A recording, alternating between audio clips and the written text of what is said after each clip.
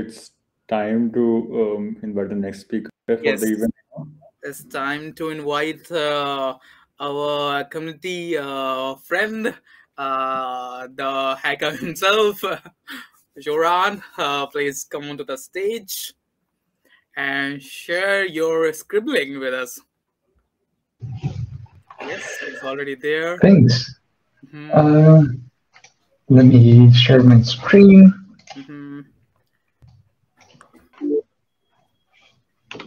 It's working, right? Yes. Awesome. All right. So with that, stage is all yours, Joran. We only took like 10 minutes, but it's fine. Yes. Yeah, that's not a problem. Thanks. All right. So today I'm gonna be talking a little bit about Scribble, which is also a tool to do security things around smart contracts. But it's gonna be a little bit more custom than what you would do with Slither. But before I dive too deeply into things, I'll give you guys a little bit of background on myself. I'm Joran. Like the most simple way to describe myself is that I'm a security nerd. So by day, I'm the product lead at Consensus Diligence, helping like building and publishing tools such as Mithril, Mythex, Vertigo, which is a mutation testing tool, and more recently, Scribble and Diligence Fuzzing. And Scribble is going to be the main topic of today's talk. By night, I like to do some bounty hunting, and you might know me from Twitter, where I post some nice essays and threads on fuzzing and Web3 security type things that I personally think are interesting. Yes, let's see. To talk a little bit about the structure of today's talk, I have given several talks on Scribble before that are kind of introductory. Like I go through various examples and simple properties and go through what they are and what they look like and how you build them. This talk isn't going to be like that. So I'm going to do a really, really short introduction into Scribble, tell you a little bit about what it is, what it looks like, but then we're going to dive right into the matter. And I'm going to show you actually like how I apply this tool in my workflow, or like how I use this tool. So we're going to go through my process, and then we're going to actually apply it to two like real world examples, Uniswap VT2 and an ERC20 token. And then towards the end of the presentation, I have two topics which are kind of like these topics that come up when you start to do some advanced scribbling. It's like, and they'll give you a little bit of background in things that you might do when you use Scribble yourself. Right. Something is going wrong. That's weird. Okay, it's working now. So Scribble is a specification language at its base. This means that it's a language, like it's kind of like a programming language for writing specifications. Like you essentially define the behavior of a smart contract in this language. We use it with a technique called runtime verification. So what we do is we take the specs in the specification language and we translate it into runtime checks, so that when you run the same code, it will trigger these event emissions whenever one of your properties is violated. And this enables something really cool, namely property-based testing, because what we can start to do is either run unit test or fuzz test that automatically cover the code base and that potentially trigger these property violations, and they will tell you essentially if there's a vulnerability in your code.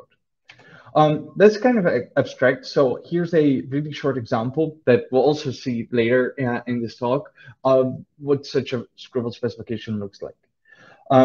So you essentially write this inline documentation that's mostly based on what Solidity looks like itself, but with a few tweaks. So in this case, we have function annotations called if succeeds, and they say something about what should be the case in case when the function actually runs successfully. So it might revert, in which case we don't check the properties, but if it doesn't revert, then these properties must at least be the case.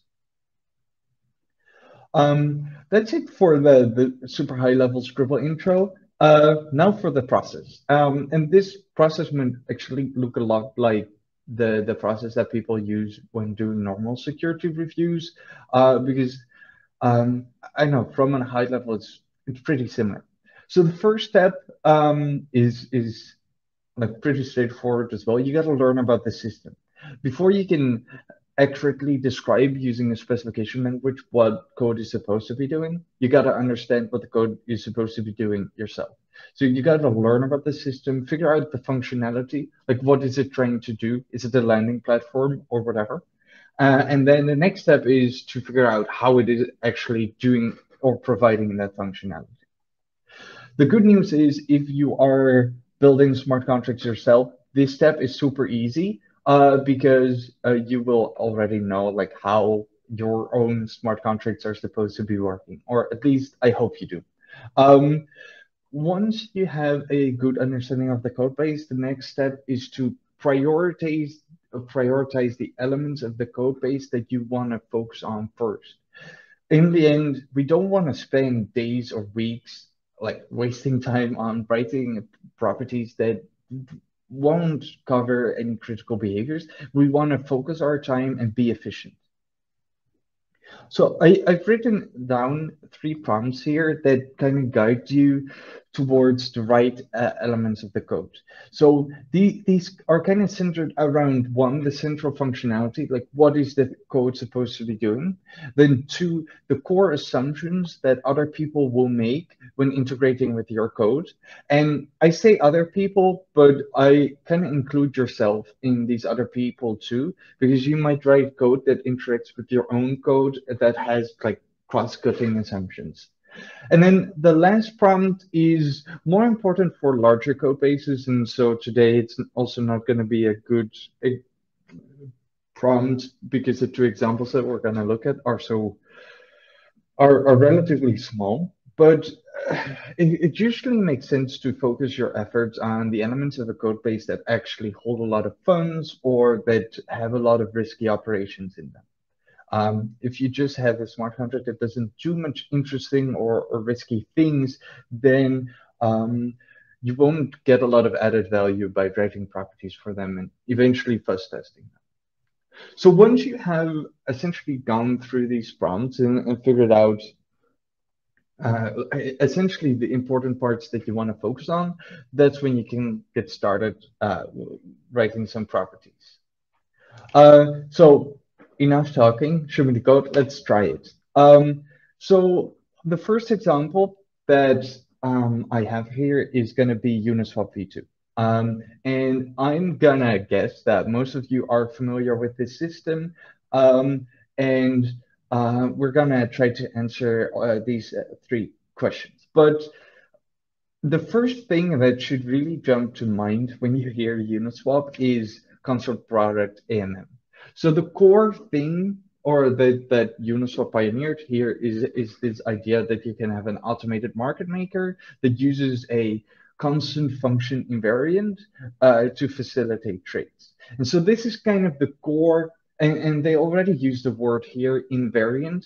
This is kind of the core assumption of this system, that there's this invariant, namely the constant product, which says that, well, if I take like a Uniswap pair has 2 tokens, it has balances in both, and the product of that can't decrease over a swap. So that will be our core assumption.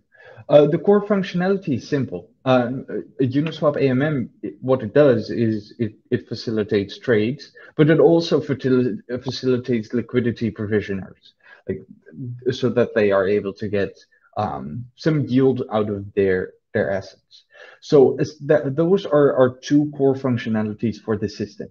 And then lastly, to look at the code with the most risk. So Uniswap has a few components like a factory, a pair, a token, and definitely the smart contract where all the interesting logic is, where all of the money gets moved around, that is the pair contract. So when we write annotations, we should focus on this. And let me stop sharing this window for a minute and move over to VS Code, because I'm going to show you some properties. So this is actually or a lot of the properties that I'm going to write are already available on a Git repo, and I'll share the link to that after this presentation. So moving over to my VS Code. Yes, everything is working correctly. So I have the Uniswap v2 pair open here. There's a lot of variables, a lot of logic, and you already see that I added some annotations here to some of the functions, but I deleted the ones for the interesting functions that we're going to annotate today.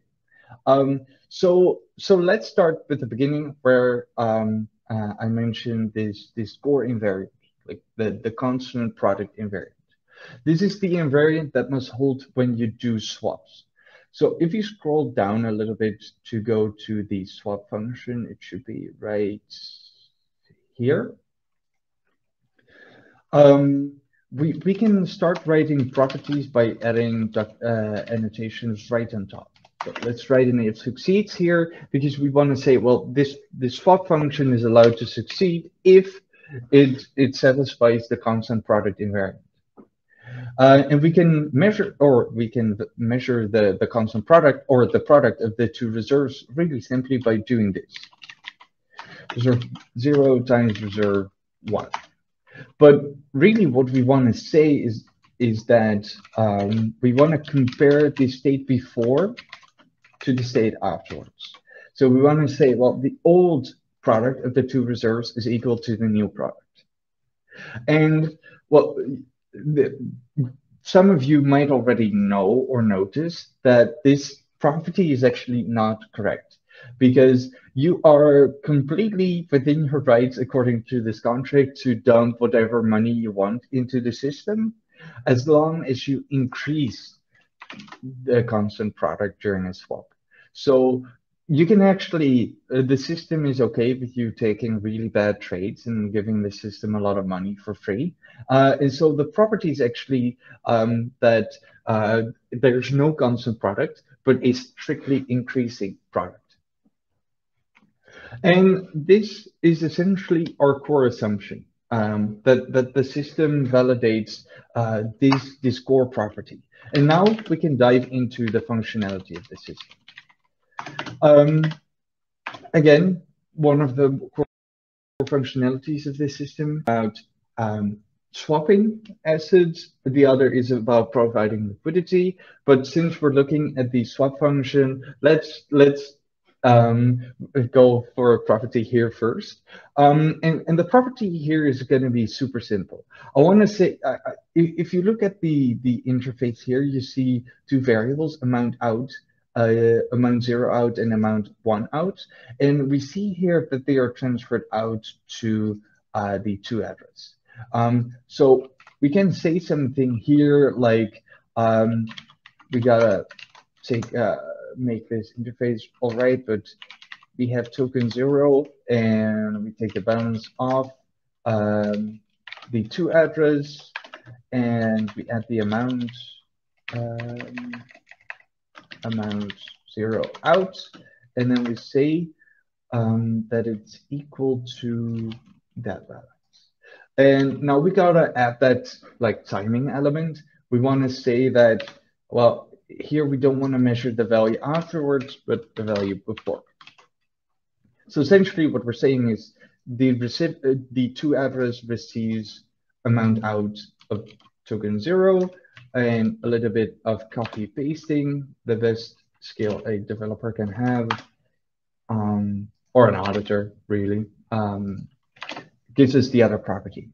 And again, some of you might notice that this is not correct either, because you can do this flash swap thing. So in some cases, we actually get to return some of the funds and pay a fee over that. But we know that essentially this property only holds whenever we don't submit any extra data to it. So let's encode that as well. If it's 0, so if we're not providing extra data that will cause a callback, then we know that we should get the balance added. And the thing here as well is, if we do provide data, then essentially the swap function doesn't really care about the resulting balance of the two addresses. There's no guarantee that this code gives, and also no guarantee that our properties should essentially encode that the recipient, being the two address, will receive any tokens in that case. And so the way that Uniswap actually works is they delegate this responsibility of checking that all the balances work to a periphery contract. So that's also where we would write our property saying, or where we would write these properties saying that, well, if there is this data length provided, then that higher level periphery contract would be the party responsible for checking the properties, those additional properties. So that encodes our swap function. Let's quickly dive into the mint function. I'm gonna speed through this a little bit and write another if succeeds. So the simplest property that you might come up with when you read this is you probably want to say something like, well, reserve 0 divided by reserve 1, which is essentially the price of this AMM, is equal or between transactions, so before and after adding liquidity, the price of this AMM shouldn't change. That's actually not true again. So as you see, like writing properties, it can be a very iterative process. And you might find that this property isn't true by just reading through the code, or by running a fuzzing campaign that will find a property violation and it will tell you something is wrong. And in this case, it would be the property. Because you're actually allowed to give too much money to the mint function. It won't really care because it gets free money after all. So what it does care about is not giving too much money away.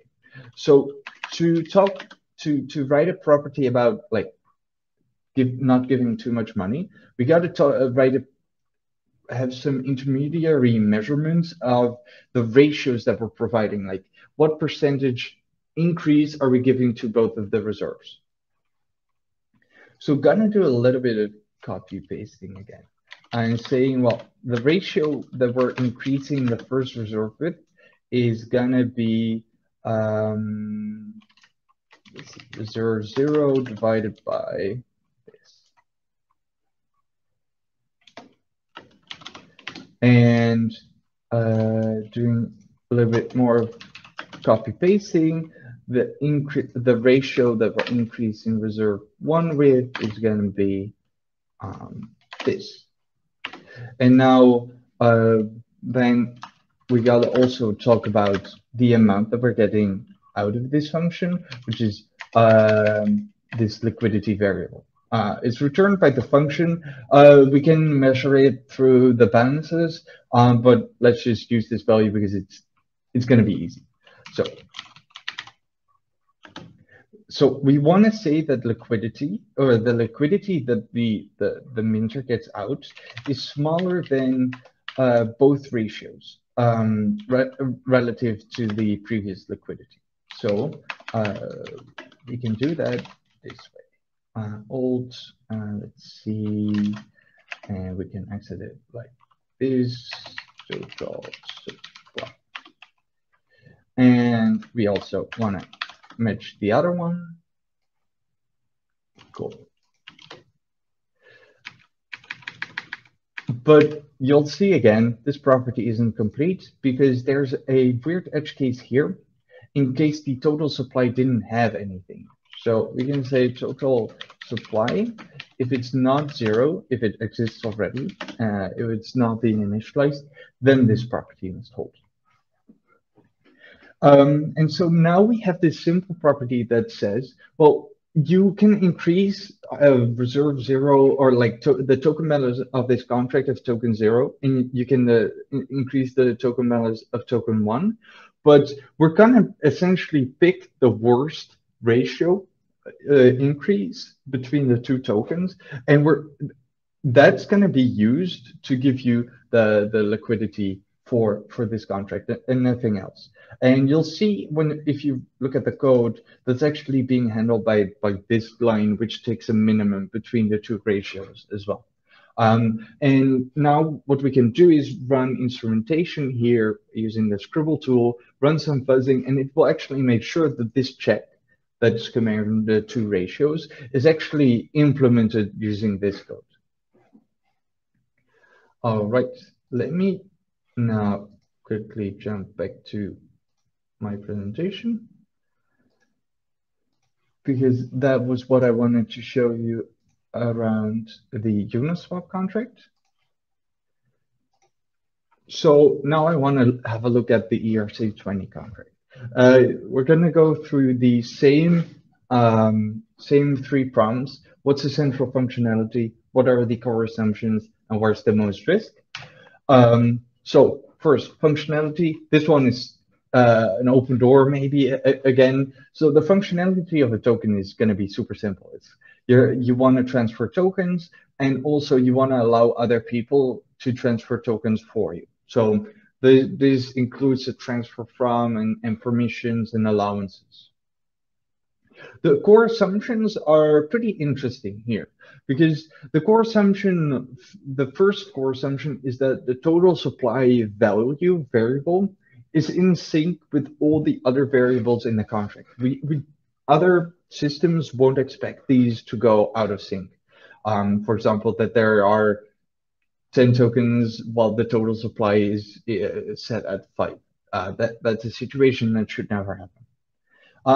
Another assumption that will depend on the specific token, but that people will have, or that your own code might have, is that a particular token is inflationary, deflationary, or that it has a constant supply. The final prompt, like I said, is going to be a little bit less interesting here, because really the contract is small already, so there's no like way to reduce the attack surface, because it's one thing already. So again, let's have a look at that and look at the token implementation. Over here. Cool. So let's start with these high-level assumptions again, because they will be super easy to describe using invariants and contract level specifications. The first, oh, let me not write a typo. The first property that I mentioned was that the bookkeeping was all right. And I specifically was talking about the total supply being in sync with the balances array. And what we want to say is that all the balances, when we add all of them up, it's equal to this total supply variable. And using pure solidity, this would be pretty difficult, but in our case, we have the power of Scribble, and it gives us this really awesome function, essentially, called unchecked sum, which we can give the balances mapping, which will instrument a whole lot of logic to be able to measure the sum of the balances. And now we have, and this allows you to get this super simple property that captures that core behavior. The other behavior is, let's talk about, okay, does it work now? Cool. Okay, so for those of you watching, not seeing the private chat, is apparently the sharing the screen was broken for a minute there. Apologies. And I was just trying to figure it out. Okay, so to recap a little bit then, Here, I have a property that compares the total supply value here to the sum of the balances mapping, making sure that they are in sync. The other property that I mentioned is around inflationary, like the total supply over time. So in this case, we're going to have to use an if succeeds property. This describes how things are allowed to change. And I'm going to say in this case that the token is either has a constant supply or that it is inflationary using this statement. Total supply is smaller than. So this property says, well, after every transaction, the total supply is the same or larger. And this will allow any inflationary token. We can also make it a constant supply like this. Deflationary tokens will be a little bit more difficult because you want to usually define very strict parameters around when things are allowed to increase and decrease. So a global if succeeds property might not make sense there. But in this case, we essentially captured our two core assumptions in these properties here. Then diving into the core functionality, and I'll only have a look at the transfer function here, not the approvals, because it's very similar logic. In this case, we're talking about a function again, so I'm going to write a quick if succeeds property. And really what the transfer does is really simple. It just updates balances, and it takes value from me sending, and then it gives you value as a receiving party. So I can write that using old again. I can say, well, I've got this mapping with the balances, and your balance plus your old balance plus the value will be equal to your new balance.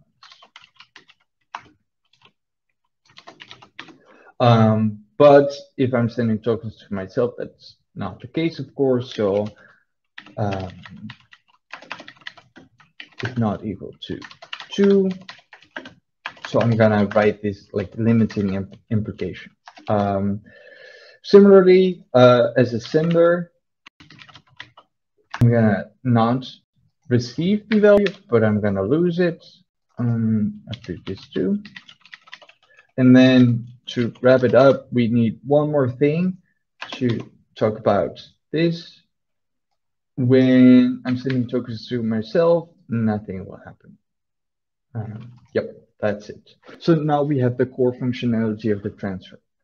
We can do the same for approvals and then the transfer from, but you see the properties look really similar, but there's a little bit more logic going on around making sure that the right approvals are in place and that the right bookkeeping is being handled for these properties, for the variables related to approvals.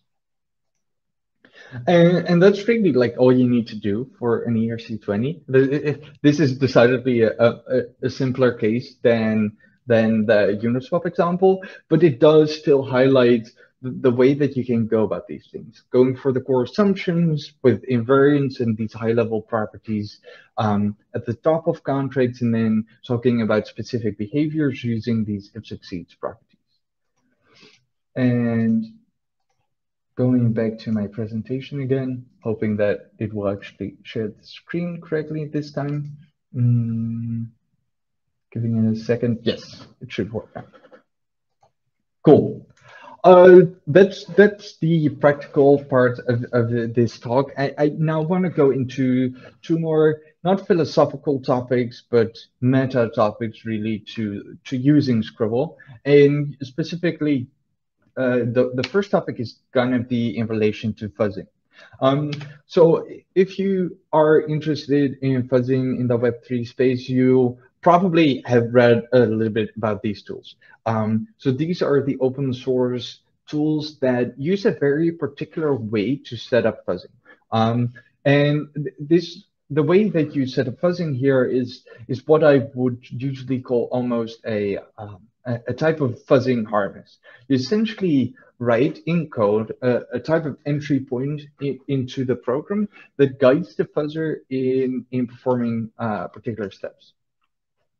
This can be super useful if you want to like expose essentially private functions to the fuzzer. If you want to explore really custom scenarios, like you do an approval and then you do a transfer from, and then you set up an auction, and like a very long sequence might be really difficult for these fuzzers in particular to figure out. And this way you get to trigger very custom scenarios. And you get to do really focused campaigns. A quick note here: if you use like a gray box fuzzer, like we have a diligence fuzzing, you won't have a lot of these issues. But using a fuzzing harness can still be great because it affords you the power to really focus the fuzzer into what it's supposed to be doing. But what I really want to say is that Scribble is really useful in this context. And to show you what I mean by that, or to explain that, I'm not going to make any arguments, and I'm just going to show how you can use Scribble together with a fuzzing harness or a fuzz test case like you have, for example, in DevTools. So this is a documentation example that I just did a little bit from the DevTools documentation. So this is a really simple property-based test, actually, that checks whether this function withdrawn has or meets this property that the amount is added to the ETH balance of the sender. And this is actually like, we just did the example of the token. It's something really simple that is really easy to define in Scribble. So what we can do actually is we can remove this check from the harness and move it into Scribble, where it is incredibly easy to write and read. And it's actually next to the code describing what it's supposed to be doing.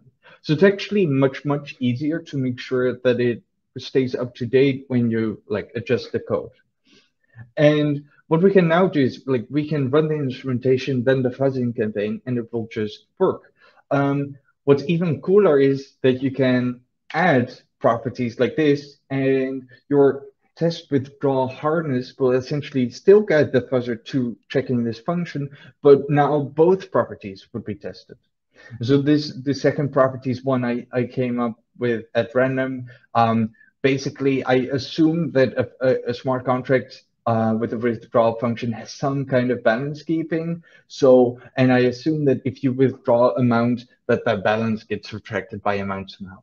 So this property essentially says something about the internal bookkeeping of the example contract. And that's really it. So you use the harness to guide the fuzzer into like which actions it needs to perform and how it needs to perform them. And then you can use Scribble in addition to actually formulate the properties. And in some case, you would still reach for writing your test case completely in Solidity. I won't argue that that would be useful sometimes, but in a lot of cases, there's this beautiful synergy between the two techniques of doing property tests. Cool. The second topic, let me update the page. The second auxiliary topic that I wanted to talk about today is the like software design topic, and I realize this can be like a contentious topic a little bit. But what I want to talk about is changing code so that it becomes easier to fuzz them. And yeah, so this immediately raises the question: should you even do that? Should you change code so that the security tools have it easier? The answer is maybe. In some cases, the answer is a definite no. If you are an auditor and you're auditing a project that's supposed to launch in a week or two, it's not an option. If you want to change the code in very esoteric ways that it becomes much less readable and less functional, and also that your analysis tool has an easier time at analyzing the code? The answer is no as well. But what the argument I want to make here is that there's a range of things that you can do in terms of code design that first make the code more readable and understandable and better, like from a lot of philosophical, like code philosophical perspectives, but that also make it easier to write properties for and to do fuzzing for. And so there's really one concept that I want to talk about today, and that's the first concept of the solid design principles, and then single responsibility. It's really simple. Instead of having one function with spaghetti code that does literally everything, you split up everything such that every function or class in legacy development has their own isolated behavior. Nothing should be doing two things at the same time. What's nice about this is that we get to write properties around every single behavior and every single function, and we get to describe them in isolation. And these properties end up being much more simple and concise. What's even more nice is that we can also fuzz every little function in isolation, or developers can do this, making sure that at least they in isolation are correct. And then afterwards, we still have to tie everything together, probably in an overarching like orchestration function that calls everything. But we get to focus there on writing properties that talk about the global behavior and that ensure that the global behavior is correct. So we essentially split things up, and it's not just better for fuzzing in this case or for writing properties. It's better because you also get to reason about things in isolation, and brains are just not that good at putting too many things in your brain at the same time. This is kind of a limitation of our working memory, and essentially your code will become easier to think about too. So there is this final design principle that I want to quickly highlight that has been really popular in formal verification, and this is the design by contract or the use of code contracts. And this is kind of a confusing name in this space because smart contracts. So code contracts are not smart contracts. The way to think about this is really a mental model, is that every function, every class essentially has a contract that they sign and that they promise that they will adhere to. So everything calling into a function can assume that whatever this contract says is correct and that the function will do exactly that. And so this contract takes the shape of annotations, if succeeds annotations, for example. So you go into your code base and you annotate each function describing the contract that it adheres to. And then the idea here is that if you write these functions that or orchestrating functions or other functions that use it, you essentially get to assume that that contract is true. And the nice thing is we'll instrument those properties, so we actually know during a fuzzing campaign that, well, the code contract is either true or the fuzzer will find a property violation. So this gives you a really nice way to abstract and separate properties so that it becomes super easy to write them. And that's it. Let me make sure it renders correctly again. So the main takeaway out of all of this is one that I didn't mention before, but Scribble is free and open source. It probably works with virtually every tool out there because it inserts runtime assertions. And most of the tools check for those. You can find it on GitHub, but a quick Google should probably also work. If you want to get a more basic introduction into Scribble with some nice workshop examples that you can go through, last year actually at the same conference, I did a workshop. I believe that's on YouTube, so give that a watch. We also have a bunch of material around Scribble and fuzzing on the Diligence blog. And I do post on Twitter a lot about fuzzing and Scribble and techniques like these that you can use to well, find bugs or make your own smart contracts more secure. And that's it. Thanks.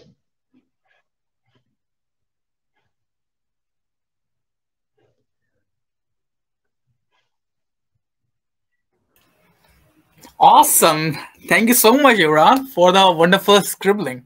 Yes, so I was actually following along with the presentation. Yeah, I was doing some tasks with that. Yeah, so yeah, it was wonderful, and yeah, some new insights and some new properties based information that I got. And yes, the audience are kind of appreciating the talk about the content, Thanks. and we have some excellent presentation.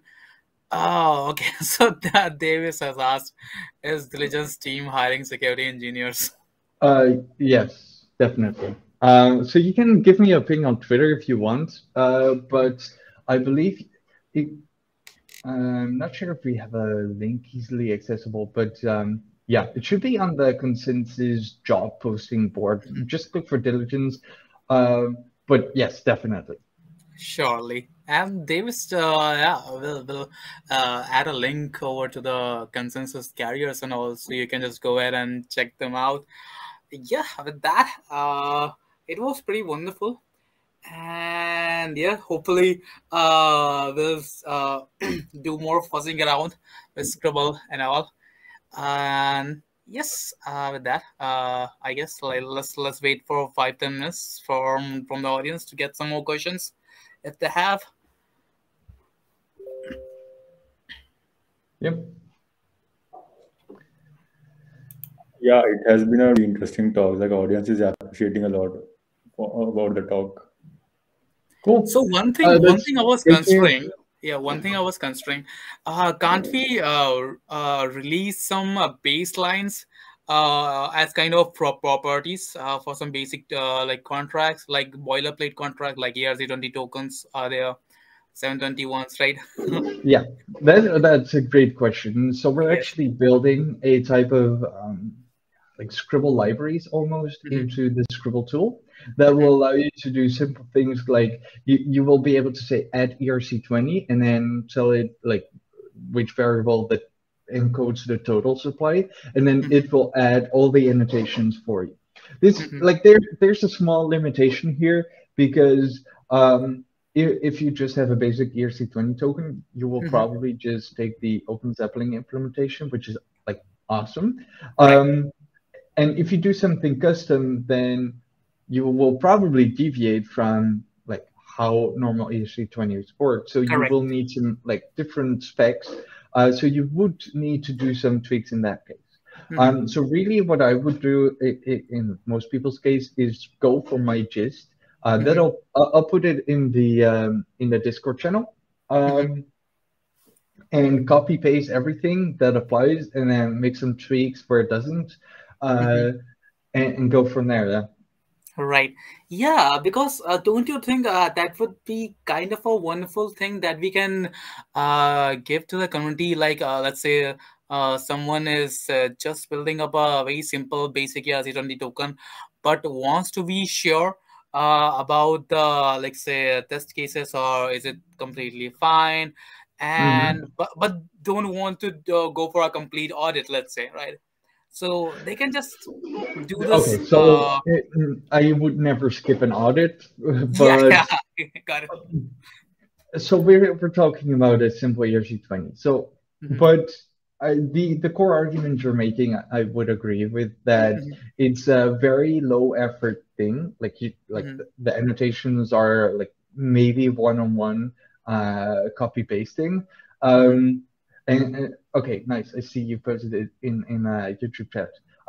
So you just have to copy paste it, and then you can use most fuzzers to just check that the implementation that you wrote is actually implementing these specs.